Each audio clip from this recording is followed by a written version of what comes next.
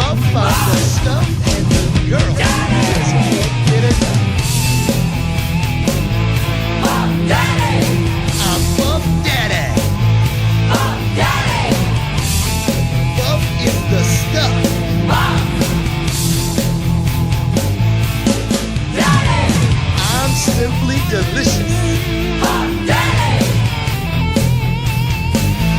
Buff Daddy! Buff! I'm so sexy.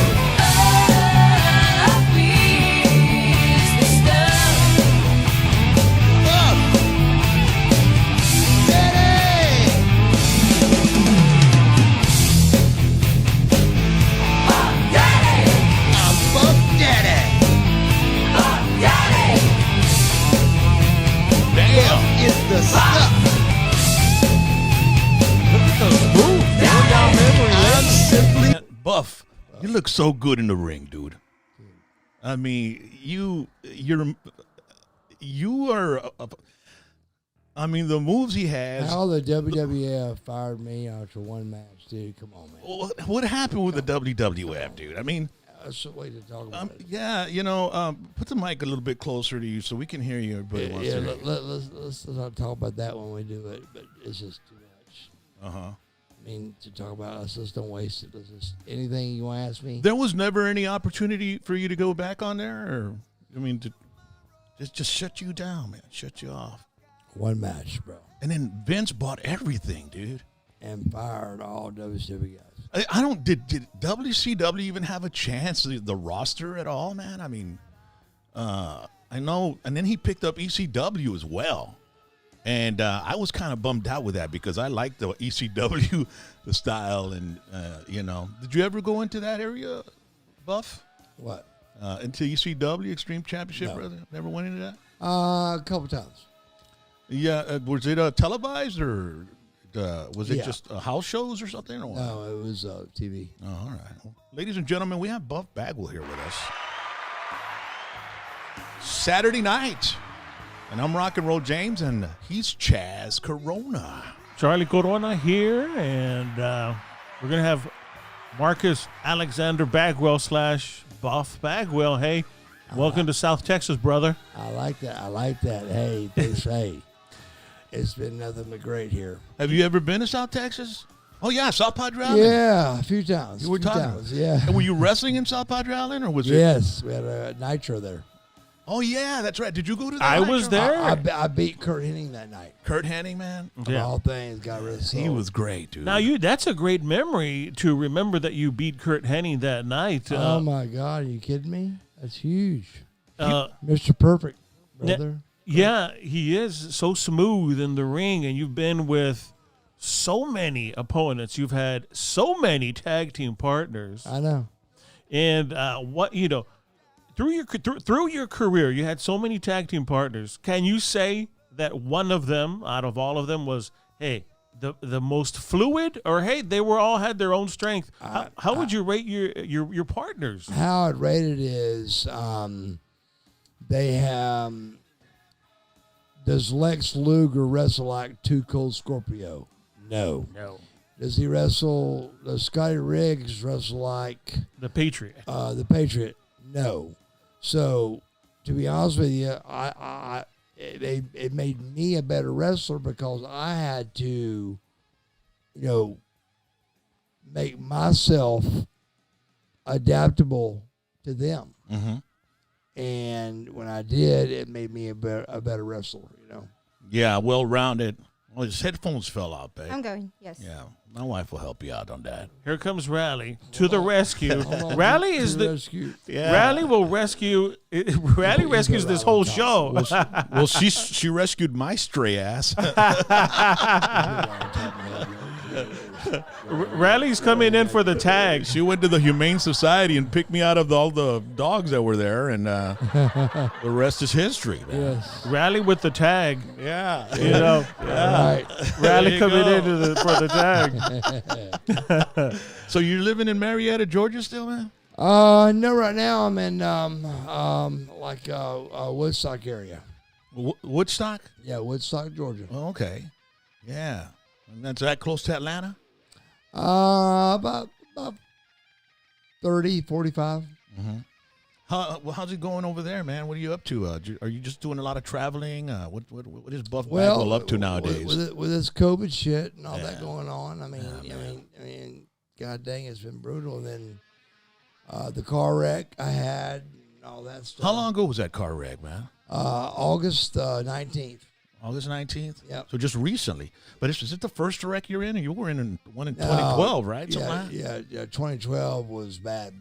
Coma. Yeah. I was in a coma for, self-induced, but still, I was in a coma for 5 days. Wow, man. What exactly happened on that accident? Did you? I'd gone to rehab, came home, and trying to get my life straight. And my manager at the time, he said, if you clean up, you can start, working for me, And so I went, and when I came back, he was a stone cold drunk. Really? Yeah. And here I am now. I've changed my number. He was trying to make the most unprofessional business in the world, pro wrestling. He was trying to make it professional. Okay. And I begged him. I said, bro, you can't do it. And when he couldn't do it, he got mad. Why can't he do it? What's the deal? Because you can't. Pro wrestling is just, it's just unprofessional. In what manner do you mean? Like contractual? just everything. It's just hard, bro. I mean, it's not. Click. We call them clicks. Yeah. Well, Clickish. The most famous click is Shawn Michaels and what's his name, Razor Ramon and all those Nash. guys. Yeah. And you were never in any click, man? Dude, I had the best click in the world, and they all fell off. You know what I mean? What click was that? That was, I had Nash. I had, as my boy, one of my best friends, and I had Sting. And was this before, was Nash before he went to WCW, or was like when he was in WWF, were you still in that click? No, I beat Nash 2 or 3 times at WCW, which is ridiculous. There's a 7-foot guy, and I'm beating him. I mean, it's stupid, but I was over, and that's what they told us to do, so we did it. Yeah, but like so the clique, you had Sting and Nash, and who else was in that little group? Luger.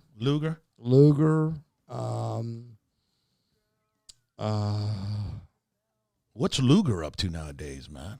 Dude, it's one of my best friends in the world, and I love him to death. Lex Luger, man. I love him to death, but he's in a wheelchair, and he's and I said, bro, you got to tell me. I said, how do you deal with this? How do you do it? And he goes, and he's got a smile on his face at all times, and he deals with it, bro, with a damn, a wheelchair, but I thought I had it all lined up just right, and then all my clique, Sting don't want nothing to do with this wrestling thing, and any part. Well, he got hurt when he was wrestling Seth Rollins. Yeah, remember? That ain't got nothing to do with it, though. No, but yes, he did. Go ahead. Yeah, he quit, and when Seth Rollins hurt him, I was like, dude, Seth Rollins has been hurting people. He was going through a time when he was hurting wrestlers. Yeah, and I was wondering, why are they letting him do that? I mean, what's going on with that? Accident, just an accident. He's not that big of a guy. He's trying to pick up a 6'3", Steve Borden, Sting. Yeah, and it just. But doesn't Steve Borden or Sting have something to do with the WWE right now or something? No, he's with AEW right he's now. with AEW? He's with AEW. Yeah. Oh, that's right. He came back. And he's going to he's going to be in the pay-per-view real soon. And, speaking of Sting and all of those guys, here in 2021, Buff, Do you still keep in contact with some? Who can you say, hey, this is a true friend that you can text, you can call, and they're still there for you? Do you have a handful of friends from Diamond Dallas Page, bro? Probably. Well, Buff, what do you say? Who? DDP for sure. Mm-hmm. The Steiner boy, Rick is real busy. He's got a tons of things he does. Rick is Rick Steiner or what? As Rick Steiner. Okay. And then but Scotty, he's we speak. And let's see. Scotty came by. He was here, but he left right away, dude. Remember? Yeah, he was at a. It was like a signing thing, and I went, and he was like, he just came in and he saw something, he got the hell out of here, and something like that. I don't know. He didn't stick around, but he's got like restaurant chains and stuff like that, right? Well, not chains. He's got a Shoney's that went out of business, but he's gonna open it back up as a bar and grill. Okay. So yeah, because the Shoney's here closed down too, man. It's like they all closed down, I guess. Yeah, but this Shoney's got a bar in it. Mm-hmm. So when it comes to your true friends, you would say the Steiners, Luger, and anyone else? Sting. Sting. Kevin Nash. And Kevin Nash. Kevin had just had a surgery on his leg. I always noticed when he was in the ring, his leg was kind of weird, and his foot. And so it was like his knee was messed up, right, dude? Yeah, his knee. He's had like 15 knee surgeries, bro. Yeah. He was a big basketball deal.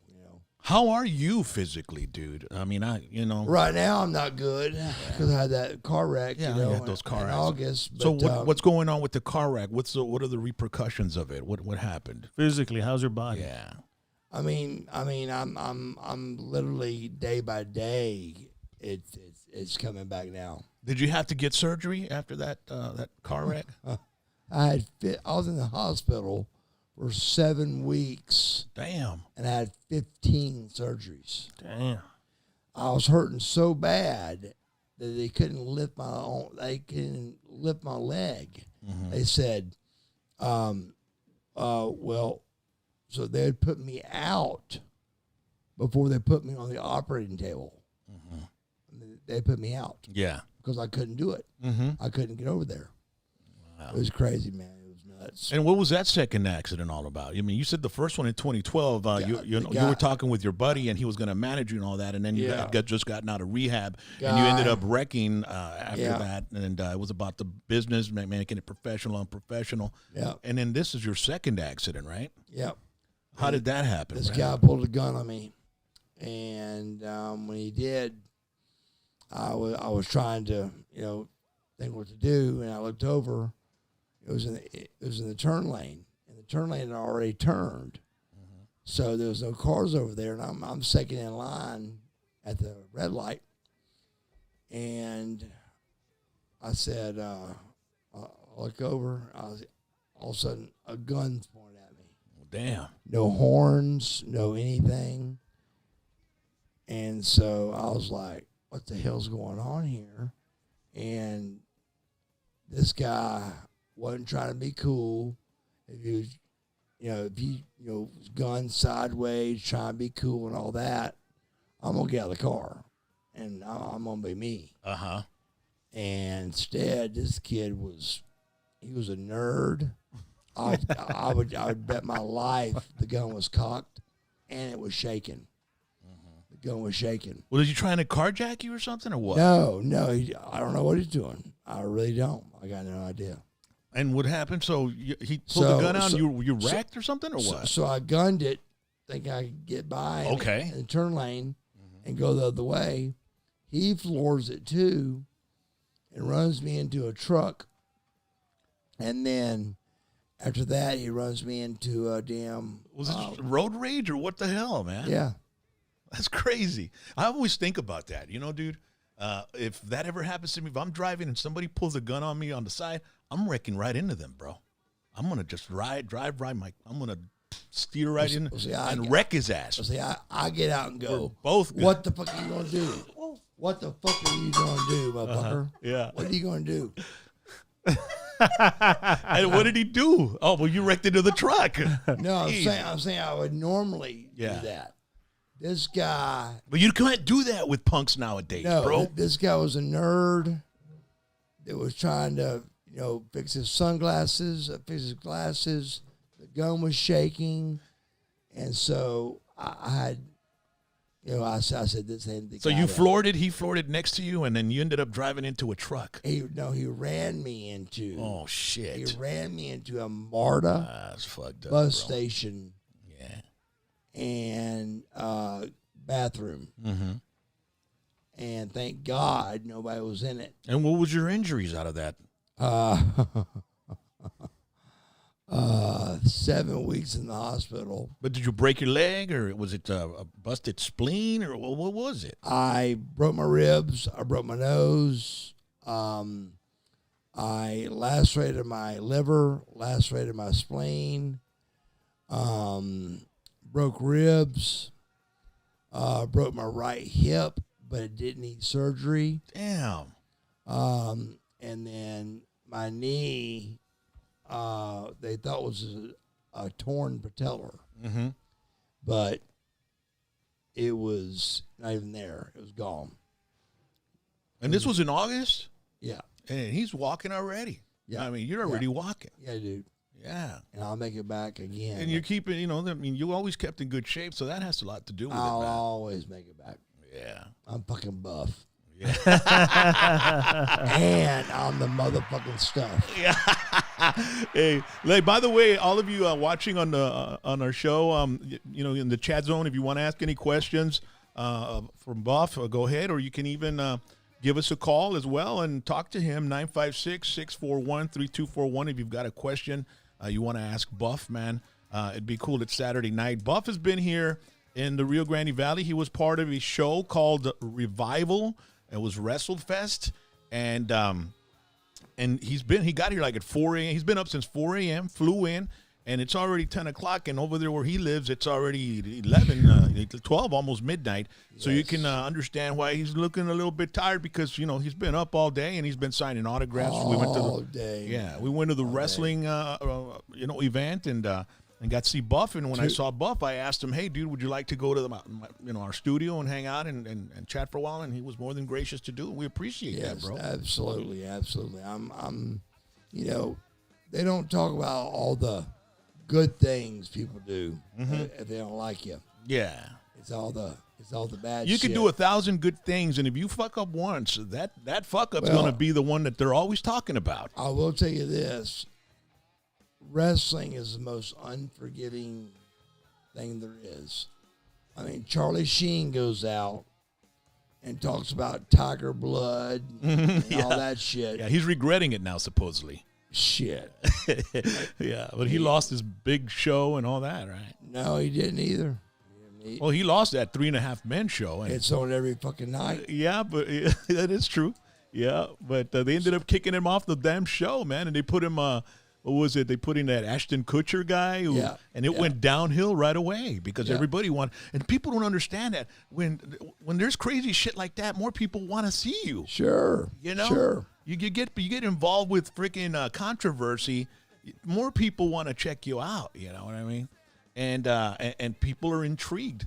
That's what happens with a lot of artists. If something happens to them, what do we do? Who the hell's that? You go there and you give them a stream. You give them. Sometimes I think that artists' management teams and publicists are actually trying to conjure some sort of negative drama for them in order for them to get traffic to their freaking platforms, bro. If you're getting talked about, good, bad, or ugly, it's still you're getting talked about. Right now, Eric Bischoff and Conrad Thompson have got a show called 83 Weeks. Yeah. It was 83 weeks that we actually beat WWE consecutively for 83 consecutive weeks. Yeah. And somehow or another, I'm on that motherfucker Yeah, you are. a fucking lot. Yeah, you are, dude. So, and you can see Conrad hates my guts. And he's trying to push Eric kind of into it. And Eric hadn't been, he's kind of laying back a little bit. Well, finally he started fire him back. So I go on a podcast and tell a little something, and he calls Dallas Page at 7:30 the next morning. 7:30 the next morning, he calls Dallas Page, and Dallas calls me going, "Hey, buddy, give me a call." And I went, I swear to God, I didn't even think about the Eric thing. I was like, what the hell does he want calling this early talking nice? I'm barely going to bed, and he wants me to call him. Yeah, exactly. And he said, so I called, and he go, and for some reason he wanted to fix it. I said, why do you want to fix it? Who gives a fuck? I said, God dang, dude. I mean, I said, it is what it is. He fucking dogged me out. They dogged me out at least every couple weeks. And what do they dog you out about? Just the last one I heard was disposable razors, which I've never used a disposable razor in my fucking life. Okay. And just stuff like that. And like, certain supplements that, Are they just throwing shade at you, or what? Are they? Yes. Well, So that's when I came back and fired back finally. I laid back and let all the other shit. Well, when rappers beef, they become real popular. What's wrong with beefing with them, man? Beef with them, bro. Make some, get some attention. Hey, people will be talking about it, right? Well, that's what Dallas Page wanted to do, and then I didn't hear nothing else back. But so. Dallas Page is a good guy, man. I mean, Dallas, he's helped quite a dude. We ran If into you him call in Dallas Dallas. Page right now and talk to him about me, he loves me to death. I wonder if he'll answer. I love him to death, and no, he will not answer your phone. No, he won't. No, I don't think he'll answer this one. I know he won't. Because I got his number, man. But he's a cool guy. I met him in Dallas, bro. Yeah, And he's real cool. freaking awesome. He said, "Call me whenever you need anything." He's super cool. But Yeah. he's a texter. He took some time with you too, right? We have some footage of him doing some therapy. Oh with you. yeah. He got I had 2 shoulder replacements with my right shoulder during all of this shit, and he had time to get my shoulder back, and he did a lot to get me back. I was back in the gym fully, and I was almost 100% when the car wreck happened. We got a question on the chat zone. Can you bring it down a bit, babe? Somebody, Ruben, I think he's asking. Where is he? He mentioned, was it really your mom on top of that forklift? Yes. It was your mom? Yes. How did Judy Bagwell get involved in your angles? Whose idea was that? I mean, out of all the guys have a mom, but how did your mom get involved in angles? Rick Steiner's idea. He came up. Why did he? Did he think that Judy Bagwell was great for business, or how? Why not? Why did Rick? Well, I broke my neck in Columbia, South Carolina, and the next time we were there, I was a heel, and so he came up with her coming out and doing the, what are you doing? You're that Intervention. yeah, exactly. Defending her son. Yeah. And believe it or not, my mom ran a lumber company for 17 years. Yes, that's what I read. With 200 plus men, employees. And they stood at attention at all times. Yeah.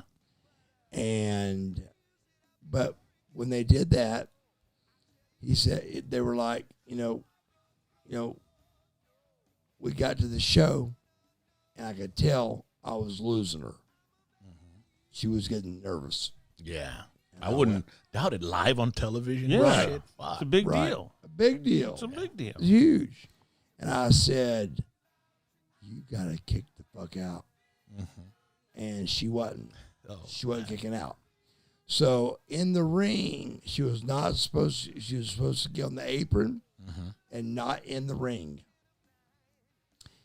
She got on the apron, and I said, listen, woman, I said, you couldn't eat without me. and here she fucking comes. And I had Judy. Did she take her chancla off? But she wasn't supposed to come towards Scotty. She goes straight to Scotty, and Scotty breaks her hand. Damn. Scott doesn't know his own strength, dude. Well, back then, there was no girls really in wrestling. None. There were Nitro girls. Yeah, that's They were it. dancers. That's it. Eye candy. Yes, that was it. That was it, bro. I wanted to ask Buff here. And Well, before you get there, Yeah. I wanted to ask him, what did you think when Rick gave you that idea? Were you for it right away? Absolutely. Cool. I mean, a year after I break my neck and I'm paralyzed in Columbia, South Carolina, as a babyface, here comes my mom to set me straight. Say, hey, look, you've got to kick out. What are you doing? This is not Mark Bagwell. What are you doing, And that's when but she still wasn't where I needed her to be. Yeah. And that's when I came up with Those injuries without me, you couldn't eat. Yeah.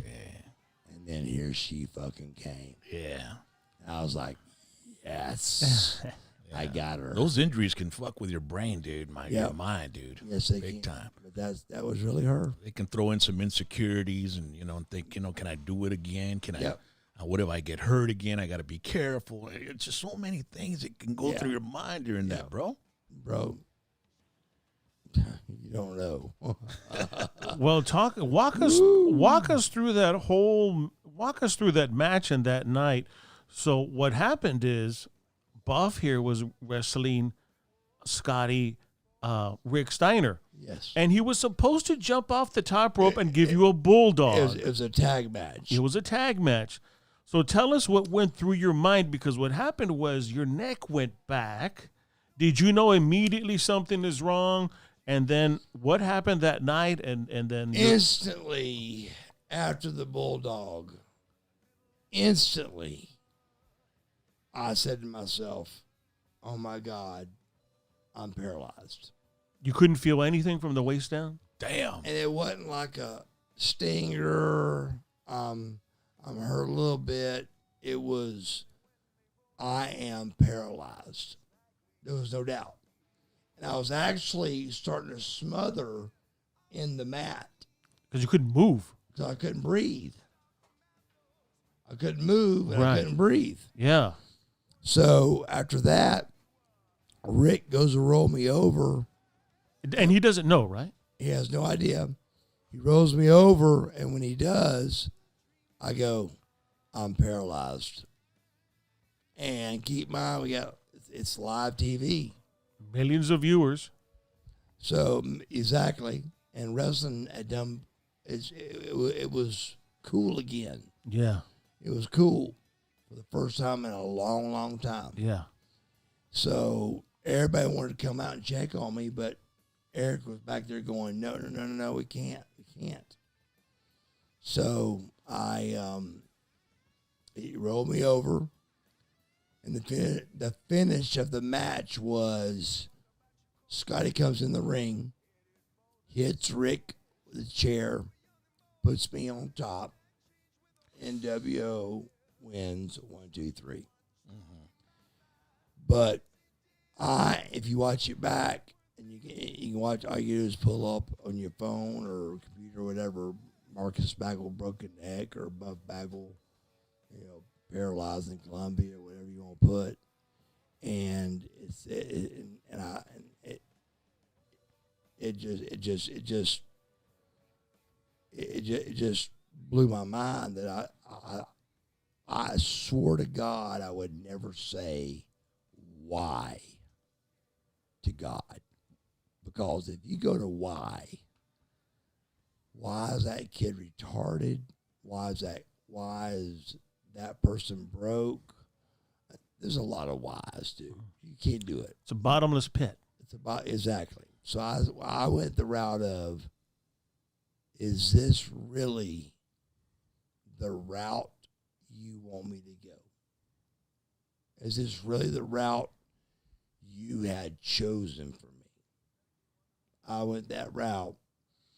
And the trainer about that time, which is around 8 to 11 minutes long, which is eternity, when you know You can't move. 100%, you know you're paralyzed.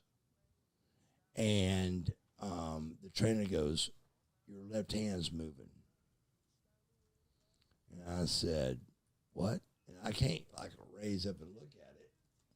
So I just kind of glanced down at it, and I felt my left arm kind of coming back.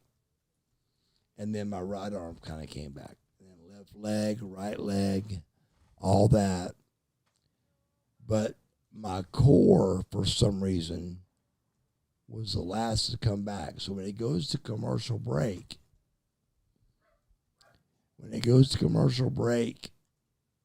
and when it comes back, you can see me actually feel my chest, and I can't feel it.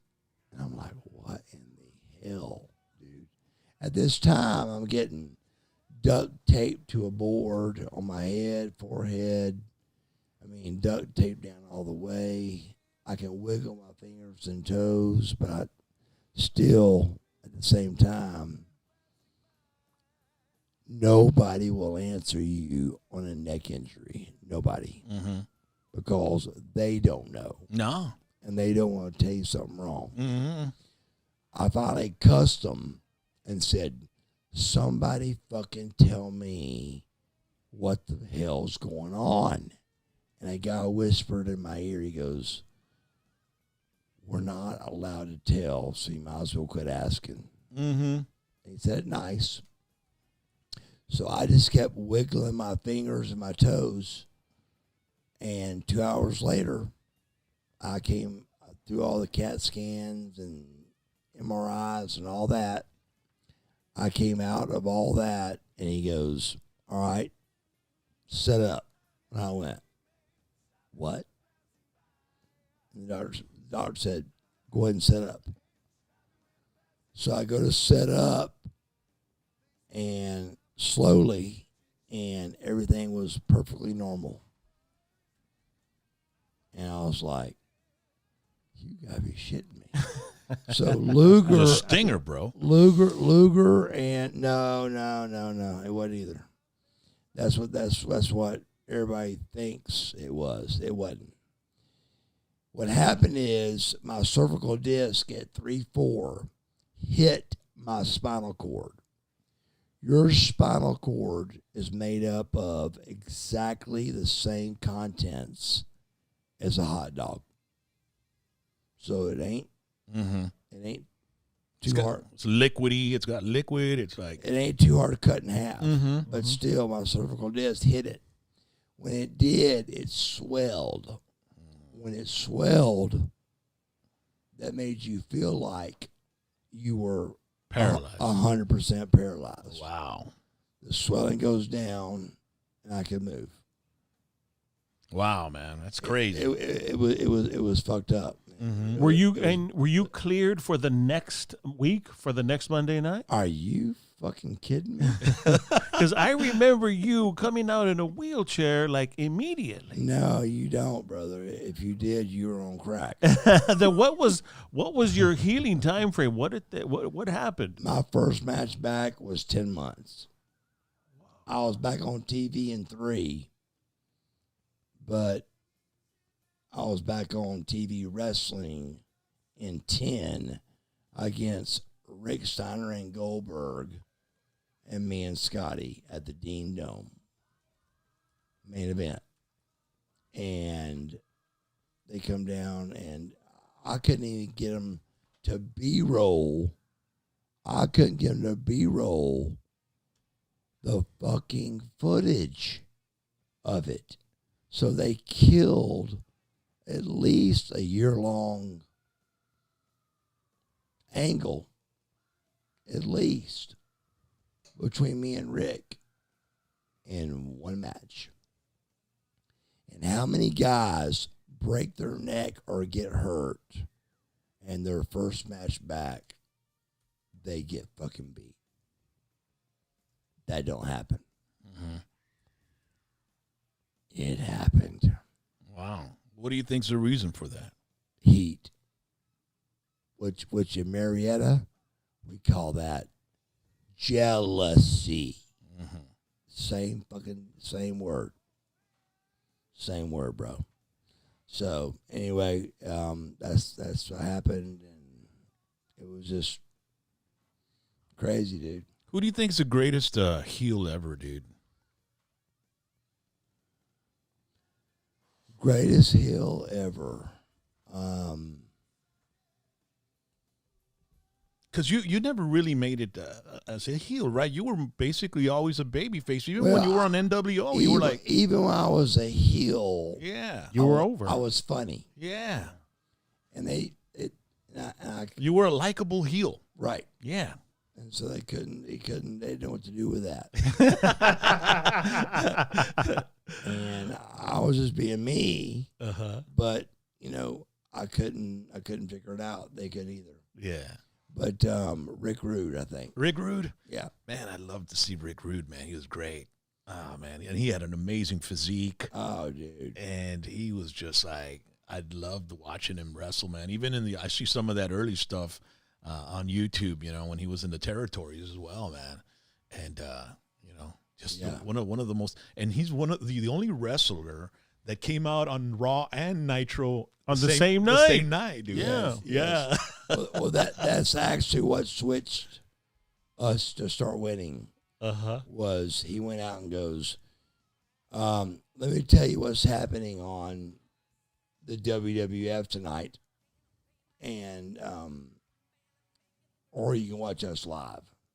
Yeah. And so he told the whole fucking thing of what they were doing. Yeah. So then they had to start going live, and then Monday Night Wars. Yeah. That's where that started. You think Hollywood Hogan was the greatest heel? I love Hogan. I love him to death, but the greatest heel, I wouldn't say that, because I think maybe the greatest baby face, Okay. but not the greatest heel. During the 80s, during the war to settle the score and all that stuff. But as a heel, I mean, sometimes I think to myself, who was the baddest fucking heel? Who was it? I just told you. It was Rick Rude or... Rick Rude never did any babyface stuff, right? No, he never turned. He was always a heel with Bobby Heenan and stuff. Always heel. Yeah. When you started in WCW, and it's your first year and your second year, who really kind of gave you some great advice and like, okay, this guy's Sting. You ain't got to finish. Sting. Because that's what put me on the map, was whoever Sting was going to wrestle, I had to wrestle him and get my brains beat out, and he would come out and make the save. But still, I'm rubbing elbows with Sting. So that's what first got me going. So Sting was definitely, You definitely have a record with having multiple tag team titles with different partners, and your career became, kind of a tag team specialist. Was that just a fluke, or did you want it to happen that way, or what's the story on you and your tag team? I was a very, very, very good tag team wrestler. I mean, every tag team match that I was ever in, I called the entire thing. I went over the thing, but don't get me wrong, not being cocky. I would say, is that cool? Is that okay? And everybody would go, yes, that sounds great to me. That's perfect. So even the night I broke my neck, it was Lex clotheslined Scotty over the top rope, and then I clotheslined Lex over the top rope, and then Rick turned around and was right there for me to just sort of to start the little angle little spot with where he broke my neck. What about Vince Russo or Eric Bischoff, man? I mean, I choose Bischoff for sure. Always. I mean, he's just. I mean, Russo's a great guy too, but he didn't do what he said he was going to do. His deal was to not ever be on camera, and that was WCW's fault. And he was never going to be on camera. And then all of a sudden, he was on camera. and with the NWO. With the baseball bat. Yeah. Hell, I think he was the world champion at one time, I think. Yeah. I don't even know. Everybody was a world champion at WCW. Even that actor, what was his Not name? me, motherfucker. Why not, bro? Twist my fucking arm. I don't know. They should have put the belt on you at least But I don't know. times, man. Is it because they I mean, Heat. Jealousy. I could just imagine the Eagles, dude.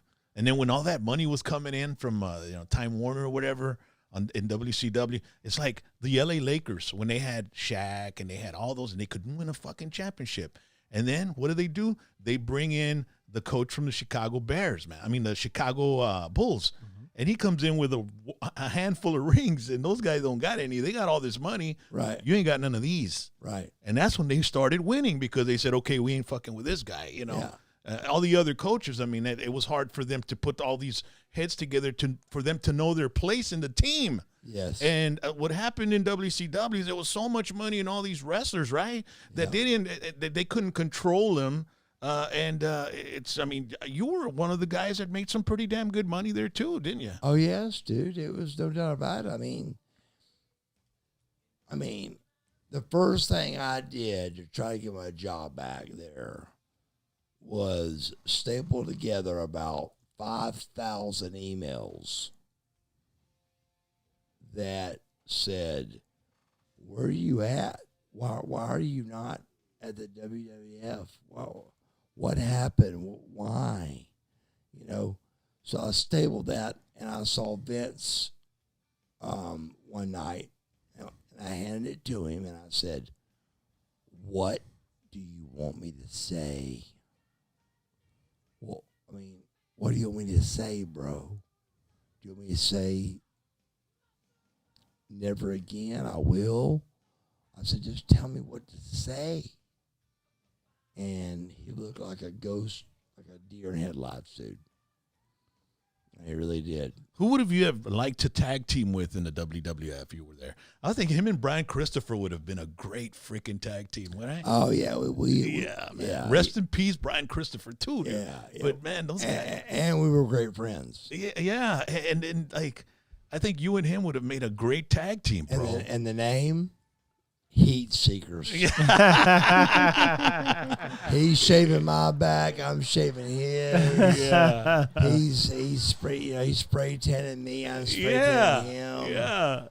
It's a no-brainer. And he had some talent, too, man. And oh, yeah. personality. He had it all, dude. He could work, dude. He could work. And then he had Scotty Too Hottie with him, and he had Rikishi. And I remember they were doing the Royal Rumble at Madison Square Garden, and they come in, and all three of them are like at the same time, and then they start doing the dance and all that stuff. And then I always thought Brian Christopher and Buff Bagwell would like make a great team together. Yeah, that's a good call. That's a really good call. So who would have been in WWF, man, or WWE that you'd would have wanted to work with? Like you think you would have had a great program with? I wasn't there long enough, dude, to really know that. But you were watching the product. I mean, when you would watch the product, wouldn't you say, hey, you know what, this guy's probably one guy I'd like to work with? Or you got to realize, bro, I was one of two guys, myself and Sting. They were the only two ever to go the full 11 years at WCW. Mm-hmm. Not back and forth. Loyalty, huh? 11 years. Yeah. And so I don't. That's a tough question, man. What was the feeling when WCW got bought out personally for you? What was your feeling? Oh God, I knew I was fucked because the next month was my contract. He bought our company, and my contract was up in 1 month. Yeah. And most of the other guys have still had a good long So time. everybody else stayed home, collected their money, Ah. and I had to make a decision. And mine was to, give Vince the 40 grand, and look, I'm part of that, which is from the heart. Just show him I'm part of the team, and let's do this thing, man. Let's do it, And he just, whatever reason. How do you think Triple H is doing with the product? Do you watch the shows? Do you watch wrestling? Or I try, dude. I try, but I don't know anybody. You don't watch anything that's going on now or anything? I try, dude, but fuck. I mean, they wear their goddamn T-shirts. I mean, fuck. I mean, I don't get it. I mean, nobody. Go back and look at 50 years ago, 40 years ago, 30 years ago, 60 years ago. Go back anywhere, and you will not see a pro wrestler wrestling with his fucking shirt on. He'll take it off and he throws it, or whatever. And it smells like Ben Gay when you catch it in the audience. Yes, exactly. Yeah. Yes. Yeah, I've caught some before. Like, damn, this guy's got some pain cream on, man. Yes, exactly. Yeah. Yeah, because I But there was also a product we called Hot Stuff Uh-huh. that you spray on your body. Yeah. That instantly makes you real vascular and pumps you up if you pump it up real quick. Mm-hmm. And it was magic. Did you bring any with you? I need some, bro. Bro, Will it disappear my I had it at every single. Damn, I need to show. order some of that. Google that shit, baby. Scott Steiner will be somewhere going, Bagwell, where's the goddamn hot stuff? Yeah. Please, I mean, you got some hot stuff. I said, I fucking do. Dude, and then you bring out a gallon of it. Here you go. Yeah, here you go. Speaking of Steiner, I think Chaz has seen that too. There was this there's this guy that I follow on YouTube, and he talks about bodybuilding and all that stuff, and he was mentioning about how some of the wrestlers, their chests are spreading open, dude. Stop, and they're trying to figure out if it's all the slapping that's roasted the fibers. Just stop. That is, I have seen so many things on that. It's the biggest crock of shit. I literally listened. I made myself listen to one of them. And it was from taking bumps, some kind of thing that was happening that made that happen. Or the muscle fibers are breaking apart with the slaps on the chest. Yeah. And that's what they're saying. It's fucking real simple. What is it? What is it? Scotty, for example, tore his pecs from his sternum. Oh, man. Now, if you normally you tear your pec from The shoulder area. Shoulder area. Yeah. And but when you tear it from your sternum, it's too close to your heart. They can't fix it. Oh. So every time you work out, it gets a little bigger, Right. a little bigger, a little bigger. That's where the Jericho has the same type of chest. I know. So does Kofi Kingston? Kofi Kingston. Yeah. The Undertaker, It's- Callaway. It's a torn pec is all it is, dude. Wow. Sternum. So You that's can't- what it is, but you man. can't fix it. Jeez. That other bullshit you've heard is fucking bullshit. Okay. So that's you why, go. That's why I'm asking the professional. That's why dude. Buff is here to clear the air. Take it from a guy named Buff. Yeah. I mean, it's Who's the fucking- motherfucking stuff, man? Yeah. Damn right, damn right. Yeah. And Scotty left heavy, and I couldn't get him to. I said, Scotty, you need to lift lighter, man. Come on, man. You need to lighter. You can hurt yourself. He lived heavy, and just. I remember seeing Scott Steiner, and they were wrestling, and Sid Vicious was on top of the turnbuckle, and he jumped, and his freaking leg just Oh. cracked. The next Monday, if you remember, we were cracking bones in half laughing. Yeah, well, well, it wasn't funny, but it seemed like Scott had no idea what had happened to Sid, and he's like sitting in the on the edge of the right by the turnbuckle, and he's got his leg extended, and he's just looking at it like fuck, Yeah, and his boot is just dangling, and then Scott just walks like towards the rope and just kicks his leg, and the leg just like goes, it's all loose, Luckily he had that boot on, man. Even in that patent leather boot, you could see it was all jacked up. Dude. God, I bet everybody went like they cringed when they saw that, dude. It was brutal. I had never seen anything like that. No. I saw one of those viral home videos. It looked like a backyard wrestling. Yeah. And some dude jumped on both legs, and from the knee they just broke. Oh, dude. man. It was like it looked painful, man. Yeah. It's dangerous jumping. It all depends on the mat as well. Davey Boy Smith, that's another guy. Oh boy. That supposedly he fell back and he landed on a trap door and it fucked up his back. So he ended up having to get on painkillers and all this and that. And is there any truth to that? He was in WWF. So truth, I don't know. Well, this supposedly happened on WCW. Well, there was that trap door for the Warrior. So I don't know.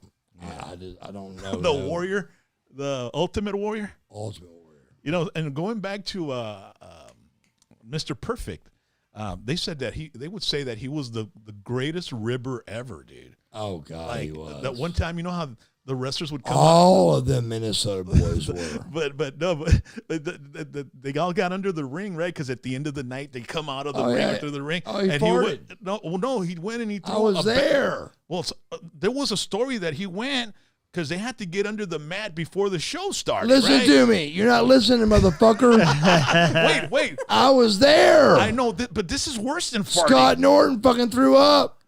And everybody started throwing up and shitting and farting. And Yeah, no, but I heard that he took a shit in a bag, tied it up, and he ran into right before the show started. The cameras went on, and he threw the bag under the fucking mat, and it was like shit into the mat, and all the wrestlers were like, ah. Yeah, we got a monitor under there with a guy with a headset.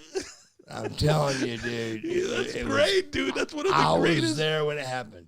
Were you under there? Yes. So you had to smell I that shit. saw it. But it wasn't a fart. It was actually shit in a bag, wasn't it? It wasn't shit in the bag. It was just a fart. Because when he said that he took a shit in a bag and he ran to the ring right before the cameras went on and he threw it under the ring where all the wrestlers and the guys were, I was like, dude, that's gotta be That should have been, that should have been his That's a Hall finishing. of Fame.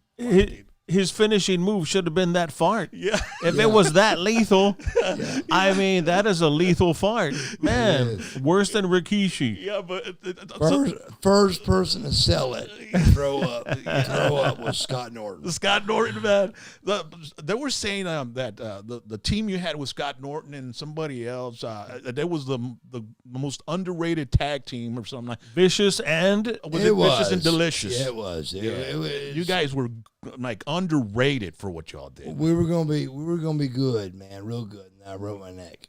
Yeah, That's how I broke my neck, So and you never know when that shit's gonna happen. no, man, you don't. You You had guys like Kurt Angle that broke his neck. What's his name? Stone Cold did the same. And then it's like it's hard to recover from that. And there's like after effects from that shit. Do you have any after effects from all that? My people always go, "How's your neck?" I'm like, neck. Let's talk about my fucking shoulder, my hip, my knee, my my other shoulder, my neck. But keep in mind, in '98, the cadaver thing was iffy. Some doctors would do it, and some doctors wouldn't. But just think about it yourself. Your bone is going to heal with your bone better than somebody else's bone healing with your bone. Mm-hmm. So that was my daughter's opinion. His name was Plaz James was his name. Mm-hmm. So they had 3 daughters on me, Gropper, Plaz James, and the WCW doctor, which was a quack. And he just a lot. It was an idiot. We're just glad you're still with us, though, man. I'm here. You're not an easy guy to take down, man. I I mean, know. you're still standing, man. Bro, There's so many wrestlers that have. It was like there was a time where every week there was a wrestler gone, dude, and I was like, man, I told going on? I told you we started. I've wrestled 70 plus dead guys, not guys I knew, not wrestlers that died.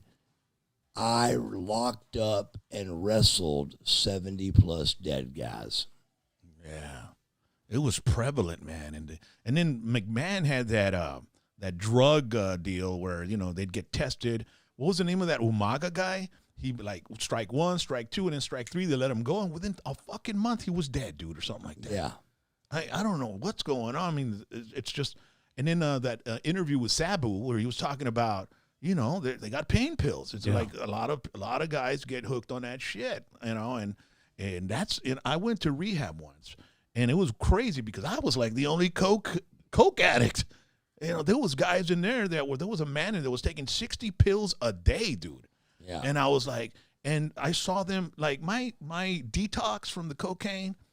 And the alcohol, I mean, it was all right because I was one of those binge guys. I wasn't a daily guy. I was like, once I got started, I'd be going 4 or 5 days nonstop. Right. So my detox wasn't. I never thought of it as anything heavy, but I'd see these guys, and I became friends with them. They're in rehab and stuff. Friends from Bryan College Station and Austin, and all over the place.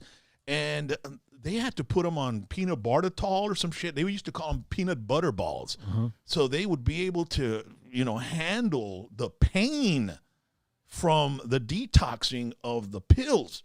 And it was pretty crazy. There's some crazy stories. There was a man there that said that he had they were taking all his pills away. His family, they were saying he's out of control. So that he had all the bottles of pills tied around the battery of the truck inside the hood. Mm-hmm. So he'd be driving and he'd stop, open up the hood, and pull out one. So his family wouldn't find him.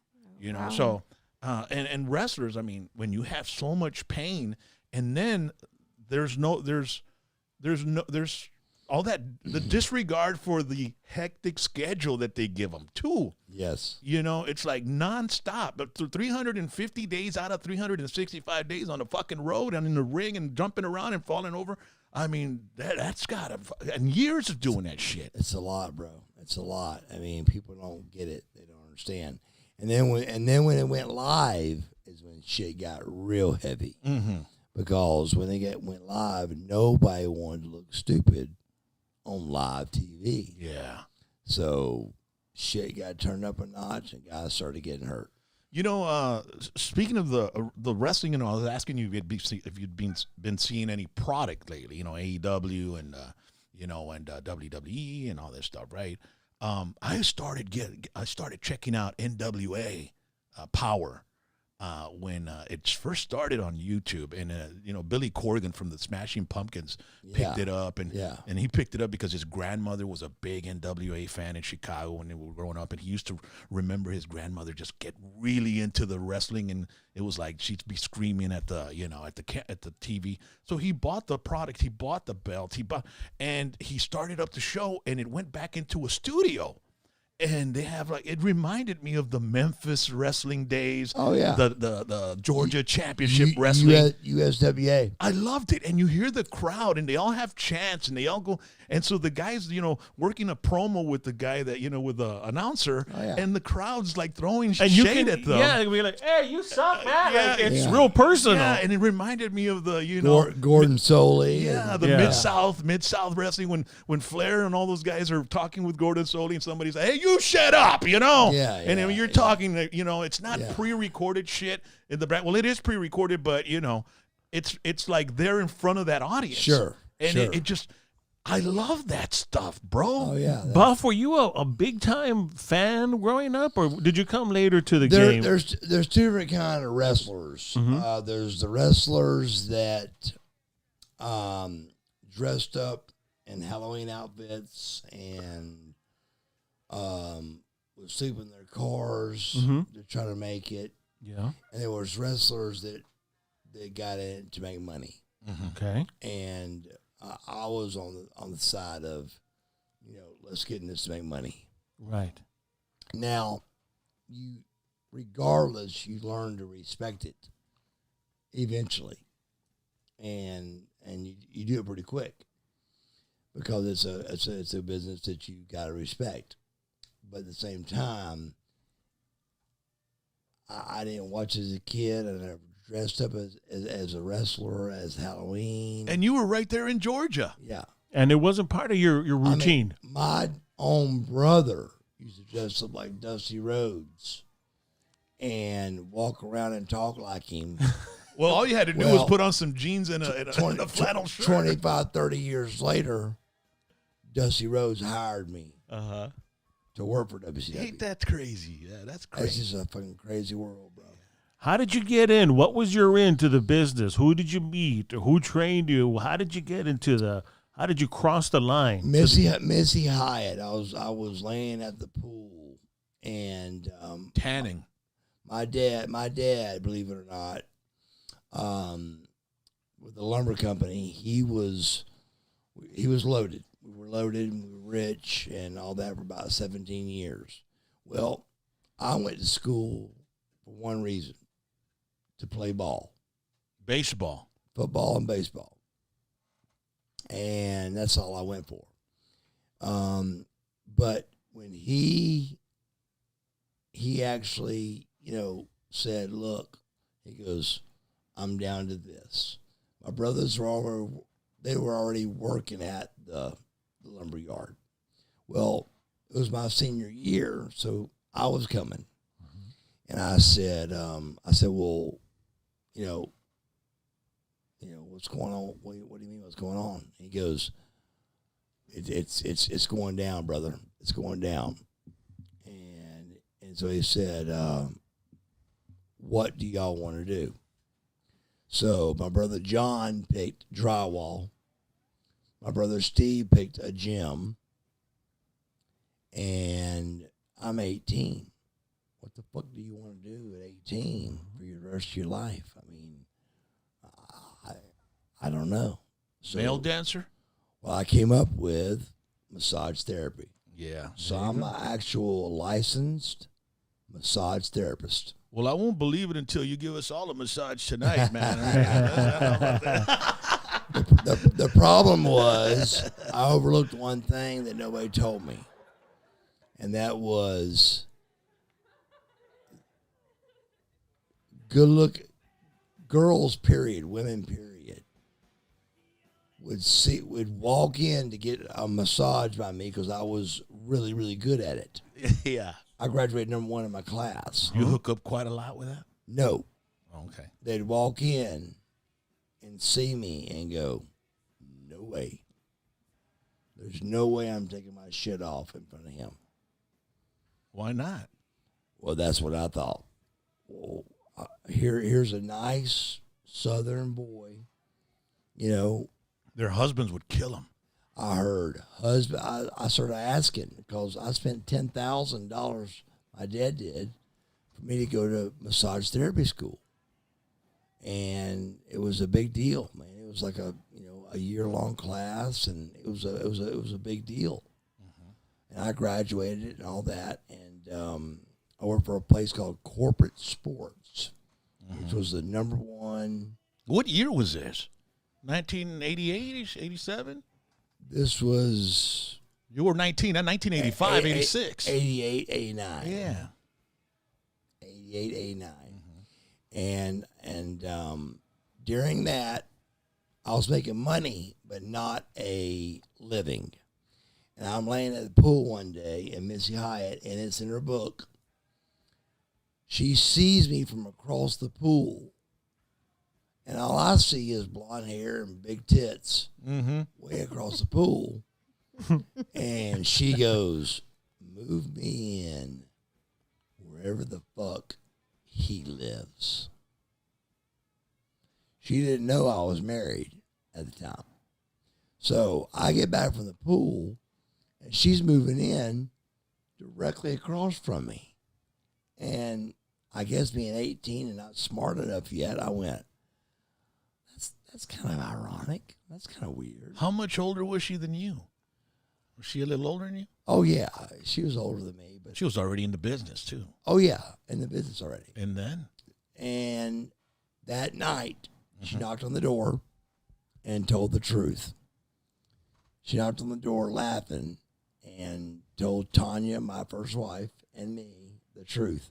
She said, I saw your husband today at the pool and did this, da, da, da, da.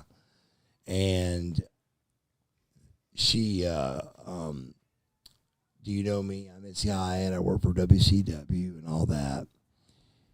And we were like, well, like everybody else says, well, we used to watch it, but, when we were kids, but we don't watch it no more. Same old answer. And long story short, she goes, you need to be a wrestler. And I go, those guys don't make no fucking money. And she goes, our lowest paid guy makes $100,000 a year. I said, let's talk about that one more time. Let's go over that one more time. And that was your wife saying that, huh? Tanya? So No. let's talk to him about that one more time. Well, she would have, but it was me. And so I went down to WCW school, which The only power plant? Was it the power no plant? power plant wasn't even there yet. Okay. It wasn't no school. Uh-huh. It was Nick Patrick, his father. Georgia? Was it in Atlanta? Yeah, down in Griffin. Nick Patrick's father, Jody Hamilton, Okay. was running a school, and the only person there was Kevin Nash, Wow. What was he doing there? He was a... trying to be a wrestler. Okay, so he was there too, huh? But that's when he was 350 and huge. Wow. I mean, he was his first gimmick, and nobody even remembers this, was called Master Blaster. Yeah. And he came out as a biker with a mohawk with Al Green. That was his first gimmick. And so, but I'm down there, and they're whispering and stuff, and I'm going, what the fuck are they whispering about? Talking about me? $3,000 in this shithole warehouse to get trained. For $100,000. But still, And even more than that. I didn't have $3,000 and didn't know what to do. So I came back home to Missy, and I go, Missy, for starters, they were fucking talking about me whispering and stuff. And she goes, Mark, they were just going over their spots and stuff. They were getting ready for their moves in the ring. Yeah. And she goes, but $3,000, we'll find somebody else. So a guy named Steve, the Brawler Lawler. Is he related to Not at all. Jerry? But he looks like him. Okay. So he wrote off his gimmick. That wasn't his real last name then? No. Lawler. He just wrote off the gimmick, But he looked a lot like him and was a hell of a worker. Probably about 4 times we wrestled in the ring. Is he still around? Yeah. Cool. And then about 4 times we went in the ring and trained. But I mean, for hours. And then they made me the world champion. First match. And I got tons and tons and tons of heat, which is jealousy. Thank you. But at the same time, Missy really did help me out a lot with, you got to walk in, you got to shake every fucking hand, you gotta say thank you. The etiquette. Yes. Yes. And respect and all that. And I did. And so, I mean, like Steve Austin and me are, I think, good friends. We're very good friends. But every time I took a shower at center stage, every time he would dump ice water on top of me in the shower. At least it wasn't a bag of shit like And the catch is if you sell it in wrestling, that's gonna get you more heat. You're never supposed to sell it. So I'd come out with 20 sets of eyeballs on me, and I'd be going, and nothing. Didn't give them nothing because I needed to get in there. Yeah. Back to the pretty boy that they didn't know was a badass yet. Yeah. And then once I knocked that guy out, it was like, You were working to get that paper, man. yeah. Yeah. Hey, you know what? Speaking of Stone Cold, man, when he was there, him and Brian Pillman, that deal where they pulled the gun out and all that shit. Remember that? That was that was kind of like what they that kind of like that was what do you call it? The precursor No, it was like a paradigm shift in wrestling, dude. to where, Where it was between reality and non-reality, and it was something that was just, and not too many people talk about that shit anymore. Hollywood Blondes. Yeah. And, people actually thought, that Pillman was going to shoot freaking Austin. It became so real to people. Yes. And back then there was no internet to get, to get exposed, any social media. So people were watching this, and that kind of changed the sort of like, it was a paradigm shift in the business, wasn't it? Yes. Man? Yeah, absolutely. Yeah. Yeah, man, that was crazy. Did you know Brian Pillman was he? Oh my God.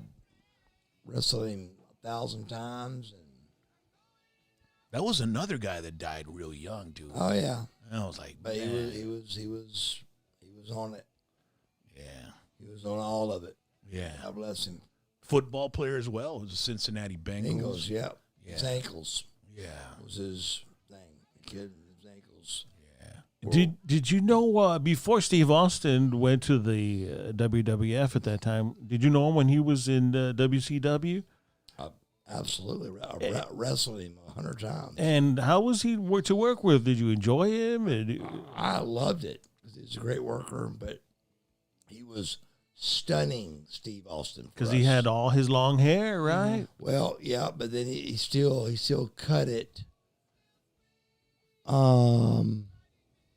toward the end, toward the Hollywood Blonde times.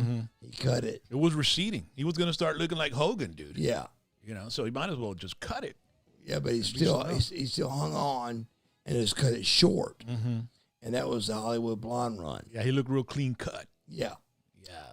And but he just was like for example, I wrestled him one time to a 10-minute draw. Yeah. Well, for a rookie wrestling stunning Steve Austin, the U.S. That's great. belt, Awesome. holder, to go the distance with him, and That's all great, That, man. that's huge. It's awesome. Yeah, But it's interesting. Like Steve didn't get that microphone work that he got when he went to ECW.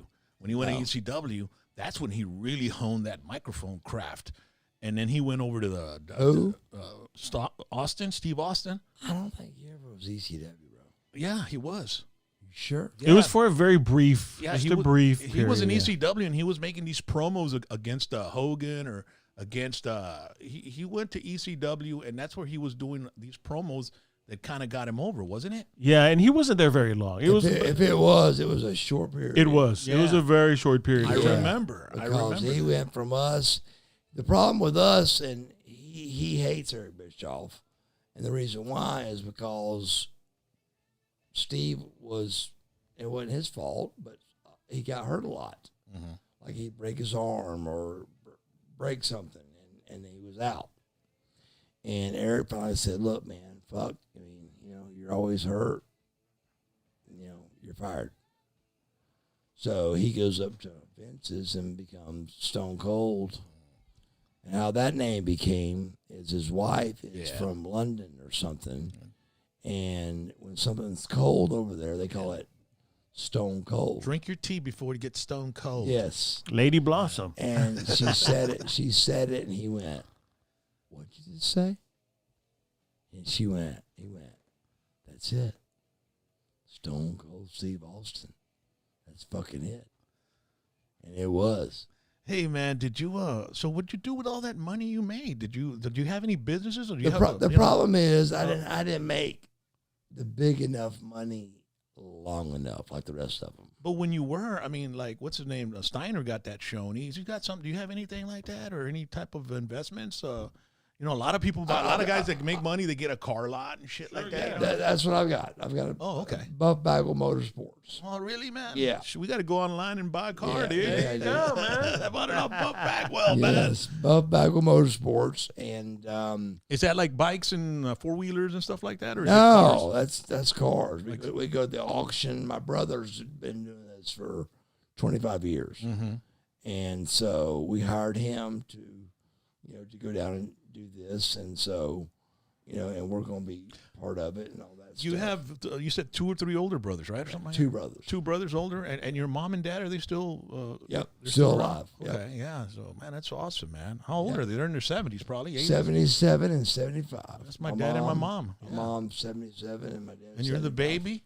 I'm the baby. Damn, so you were the one that nobody could touch, and nobody could. You leave Marcus alone. Yes, Touch him, let him do whatever he wants, and if he hits you, don't hit him back. that's it. Yeah, right. But There you go. hey, but that wasn't heard. No.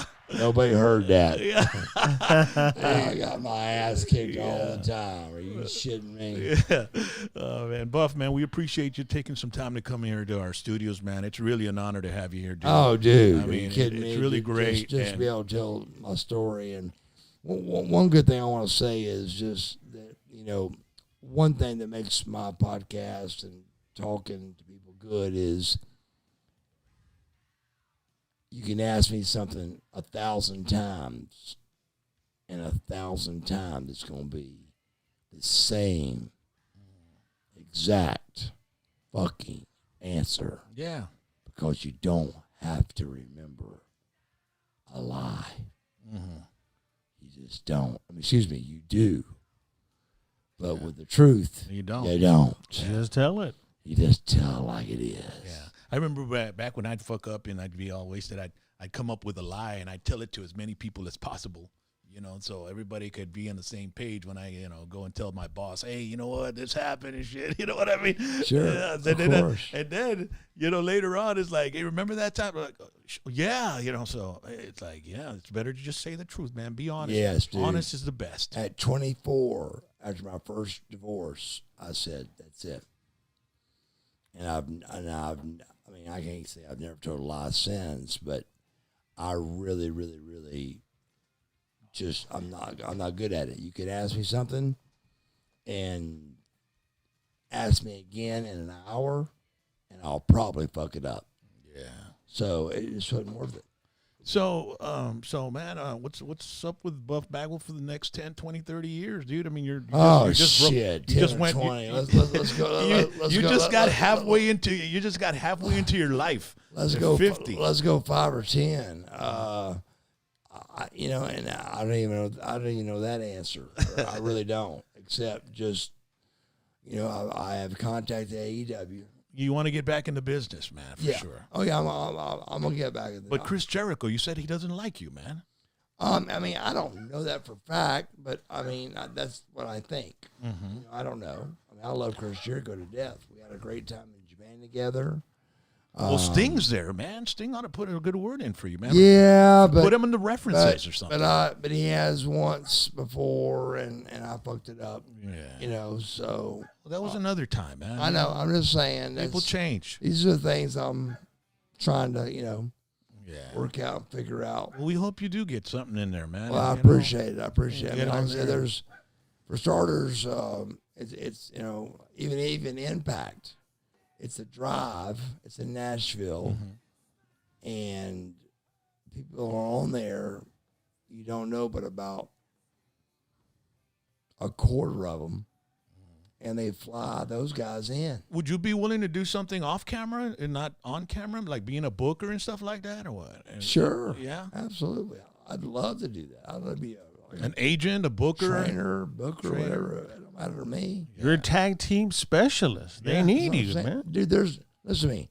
Every podcast I do, I say this. Everybody listening, I want you to tell me how many people you know that are a 6-time, and they say 5, but I can prove it that it's 6-time World Tag Team Champion with 5 different guys. And it's not out there. That's the kind of shit that don't get talked about. And like you were saying before, it's all different styles. It's not like you got a similar guy. I had to adapt. The Patriot. But it made me a better wrestler. Yeah. It really did. The fans. It helped me. Yeah. The fans want to see the hat. Can we bring it out? Is that okay? Yeah. They want to see. Let me Yeah. get that hat. Yeah. They love the hat. Yeah, get the hat. Yeah, man, we really appreciate you taking the time, Buff. And Oh, dude, I love it. you know, me Thanks for having and us. Charlie, we're fans since we were kids, wrestling fans. You know, I started watching the Southwest Championship Wrestling. I am Buff. There it is. There it is. I am Buff. Look at that. And I am the stuff.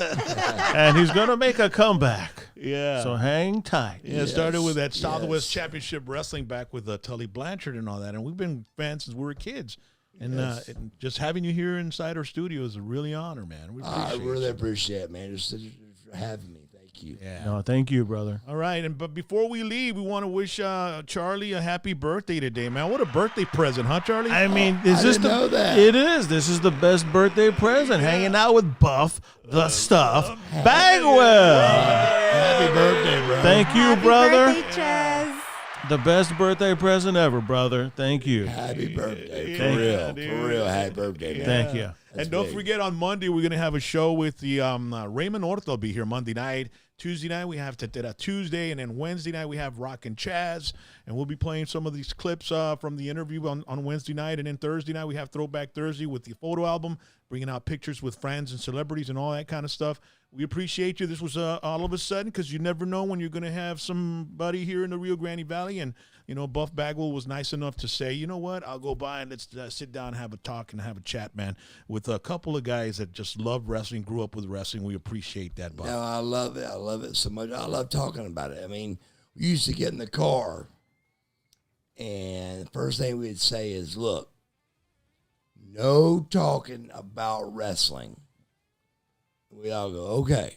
By the time the car ride was over, that's all we fucking talked about.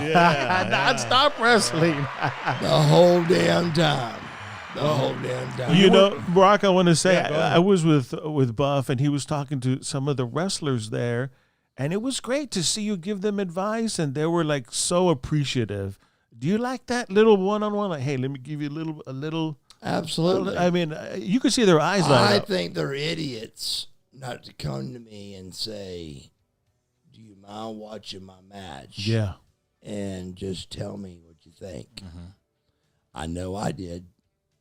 I went to the main guy there and said, am I bothering you? Is it okay if you will watch my match and just tell me what I'm doing wrong or right or whatever? Would you see a lot of your matches when you were to see how you could get better at it and stuff? You know, like football players? and I got every single match I've ever done on DVD. Yeah. Damn. But during your time in WCW, would you review the matches? Absolutely. Yeah, that's a good thing about being on a televised show. You know, you get to review your It's like- product it's and like see how wa- you're. It's like watching yourself bat. Yeah, and I think every local wrestler should do that with themselves as well. You know, videotape. And you know what really hurts a lot of wrestlers locally and all that is the promo skills, because you don't see a lot of that stuff. No, they're And not that's good at what- it. Well, And that has a lot to do. You I gotta ain't sell gonna your lie character. to you, brother. You either got that or you don't. Yeah. You got it or you don't. Yeah. Yeah, man. It is something you just, that. you just got it or you don't. Yeah. You know, You have to have that wittiness. That's one reason why I don't have a wrestling school, or I'd never tried, because all I got to do is go get in the ring and run the ropes. And after they run the ropes, I can go. I'd be throwing up, man. Shit, that's work. Get the fuck out, and you ain't got a chance. Hit the bricks. Yeah. I got one time I went to Mexico to see some wrestling in Mexico, and you know, we could get into the ring, right? We got there early, you get in the ring, and I got on the top of that turnbuckle. I'm like, get the fuck out of here, bro. I'm down. And then after the Mexican wrestlers, between matches, all the Mexican kids would jump in there and they'd be wrestling and getting on the ropes and all. It was crazy. It was a lot of fun to watch when I was a kid. And you went through some of those shows. You had La Parca, man. You wrestled La Parca. Oh, yes. Oh, La God. Parca died in the ring as well, man. He was flying out of the ring in between the ropes, and he hit the wall with his head. I didn't know that. Yeah, dude. And then he died. I did not know that. Sometime later, dude. He just like out, man. La Parca. But I used to love watching him on WCW when they started bringing in these, they had Eddie Guerrero and they had all these wrestlers with Mexican backgrounds. And I used to love watching that. And La Parca was one of those Mexican wrestlers that really made with the chair. A presence, yeah. He was He had the charismatic. chair and, Sure. And that was a match I saw between you and him, man. It's pretty damn cool. Yeah, bro. yeah. Yeah, man. All right. Ladies and gentlemen, thank you so much. Saturday night, we're going to take down, and maybe we're going to take Buff Bagwell to Whataburger. I don't know if he knows anything about Whataburger. There it is. Do you know anything about Whataburger? There it is. Oh, man. yeah. Yeah, La Parca, man. We had a little footage of that, man. But, damn, bro, I miss those days, Look at that. dude. I really miss the WCW Nitro Look at days. me. Somebody give me somebody in here to fucking wrestle. Buff is looking at the playback of the video we just played with him against La Parca. But, man, do you know anything about Whataburger? Oh, yes. Oh, okay, good. That's Texas. Yeah, that's the best. I think they're going down that way too, man, to Georgia. Some company from Chicago bought them. Really? And they're going to start expanding nationwide, man. But Wow. I tell you what, man, there's nothing like we have Oh, family dude, members that we take couldn't wait to get to Texas because that was our cheat day. Yeah. Our cheat day would be Whataburger. Yeah. Oh my God, dude. How much cardio did you have to do after a Whataburger, man? It didn't matter. We did cardio every day. Yeah. All right, man. Buff Bagwell, Marcus Buff Bagwell. You can find him on social. Do you? Yes, go to Marcus Bagwell. Go to marcusbuffbagwell.com. Okay. And all of my stuff is Marcus Buff Bagwell. You got shirts and all kinds of stuff to sell? Yes. Have you written a book yet or not? My book's coming out this year. Okay, Yeah. cool. Because you got shingles of stories, man. The same guy that wrote a book called Nitro. His name is Guy Evans. Uh-huh. And he wrote a book called Nitro, but not one like wrestler talks in there. Yeah. Well, now he's wrote, and it was like I don't think it's a bestseller, but it did well. Yeah. Well, he came to my house to stay 4 days, and just didn't quit writing. You just sat down, started talking, and Yeah. talked about your life and your story. Yeah. And And then I would like over this kind of shit, I would start remembering something. So he would give me a Dropbox that I'd call and just say, hey, and I'd tell another story that I already remember. yeah, that's awesome. So when's that book coming out? Is it coming out soon? This year. This year? Yeah. All It was right. going to come out last year, but COVID happened, and I hope that shit goes his over. wife is a nurse. Yeah. So he became Mr. Mom, Uh-huh. and it kind of put things on hold. Plus, this wreck happened, and we want to put this wreck in it. What's your prognosis of, you got a couple of more months to be in therapy or anything like that? Or I think, to be totally honest with you, I think in 2 or 3 months, I'm going to be 100%. Yeah. Okay. I really Great. do. It's awesome. You're taking some products and everything to, kind of like speed up the process? of Not it? really, no. I'm Any just... testosterone therapy, any type of No, stuff like that? no. Just straight up, just physical therapy, 3 times a week, Okay. and back in the gym. Yeah. And like I said, I'm from 208 to 238, Mm-hmm. and just from get back in the gym and eating again. Yeah. So He's ready for that hot tag.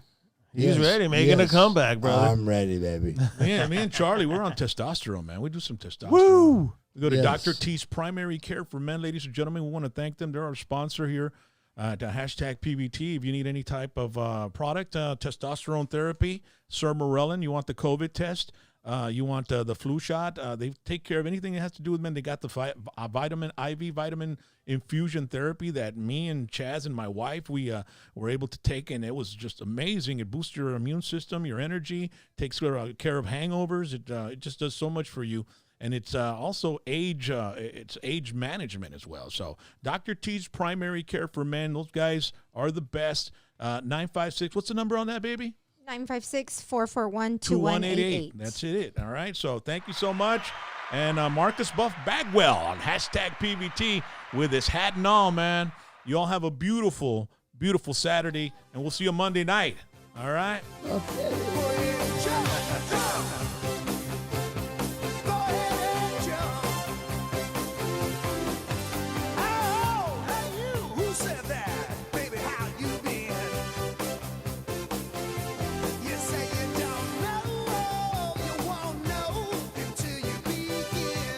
Go and wave at everybody there at the camera.